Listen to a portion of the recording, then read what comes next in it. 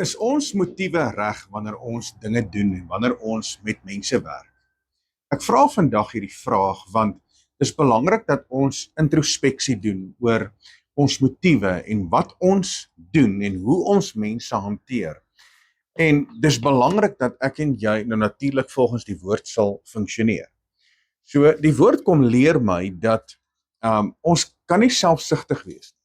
En ongelukkig in hierdie tydperk waarin ons lewe, is almal net vir homself. Ek meen die woord leer ons dit in die boek van 2 Timoteus hoofstuk 3 vers 1. Hy sê dat in die laaste dae sal daar swaar tye kom, want die mense, met ander woorde, mense se fokus is verkeerd. Mense se fokus is verkeerd. So mense is selfgesentreerd. Mense oor die algemeen soek net hulle eie belang. Maar daarom wil ek vandag met jou gesels oor hierdie belangrike onderwerp, dat ek en jy kan begin diensbaar wees. Want dit gaan nie net oor my en jou nie.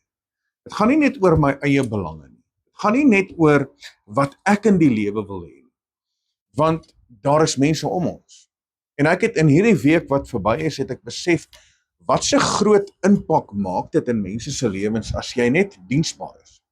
As jy net 'n diensbare persoon is.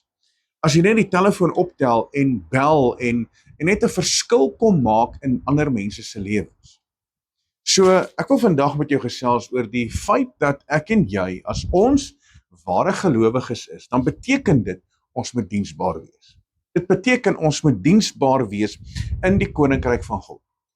So, of jy nou deel vorm van 'n bedieningsnetwerk en of jy nie, dit maak nie saak nie.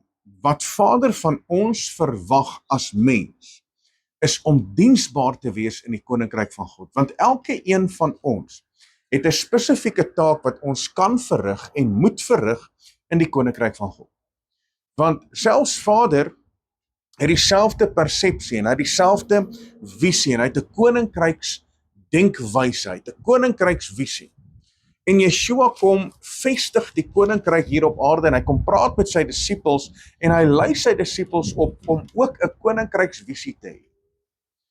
En mense, vandag wil ek met jou hierdie deel van is belangrik uit die woord uit. In die boek van Filippense hoofstuk 2 en hy kom in vers 3 en hy sê, moenie iets doen uit selfsug of uit ydelle eer nie, maar in nederigheid moet die een die ander hoër ag as homself. Wat beteken dit? Dit beteken diensbaarheid. Dit beteken ek stel myself tot beskikking tot diensbaarheid. So as ek iets doen uit selfsugheid of om ydelle eer te kry, want jy sien ek wil hê dat mense my moet raak sien. Ek wil hê dat mense my moet geluk wens en hulle moet my op die hande dra en ek wil hê dat ek die shine vang en dat ek uitgelig sal word bo dit alles. As jy dit doen, en jy doen dit met daai gesindheid, maak nie saak wat dit is nie, of jy nou werk, en of jy in die bediening is, en of jy by die huis is, as dit jou gesindheid is jou hartsmotief verkeerd. As jou hartsmotief verkeerd. Want jy sien, Vader wil hê ons hartsmotief moet op die regte wyse wees. Ons moet 'n koninkrykshart hê, ons moet 'n koninkryksvisie hê, en die woord sê dit, moenie iets doen uit selfsug nie. Net so terloops. Alles draai nie om ons as mens. Alles draai nie om my nie. Alles draai nie om jou nie. Daar is ander mense wat ook in jou huis is. Daar is ander mense wat ook deel vorm van jou huishouding. Daar is ook ander mense wat in jou lewe is, wat ook nodig het om opgelig en opgebou te word. So daarom moet ons gesindheid reg wees, want luister wat gebeur hierso. Hy sê hierso in vers 4, hy sê, julle moenie elkeen na sy eie belange omsien nie, maar elkeen ook na die ander se. So wat gebeur wanneer ek omsien na iemand anders se belange? Dan kom ek in 'n posisie van diensbaarheid. Want om diensbaar te wees, bring jou eintlik in 'n posisie van nederigheid. En Yeshua gee vir ons die voorbeeld. Hy kom in Johannes hoofstuk 13 en hy praat met sy disippels. En hy sê, ouens, ek wil julle iets leer. Want die disippels veg onder mekaar om te kyk, maar wie is nou die grootste onder mekaar? En Yeshua haal sy boodkleed af, Hy kry die skottel met die water en hy gaan sit en hy was sy disippels se voete. Kan jy imagine? Ek kan verstaan hoekom Petrus daardie reaksie gehad het. Ek kan dit verstaan. Maar Yeshua kom leer ons en hy sê, ouens, ek het vir julle 'n voorbeeld nagelaat. Om net soos wat ek aan julle gedoen het, dat julle ook so sal doen. En wat is daai voorbeeld? Daai voorbeeld is diensbaarheid.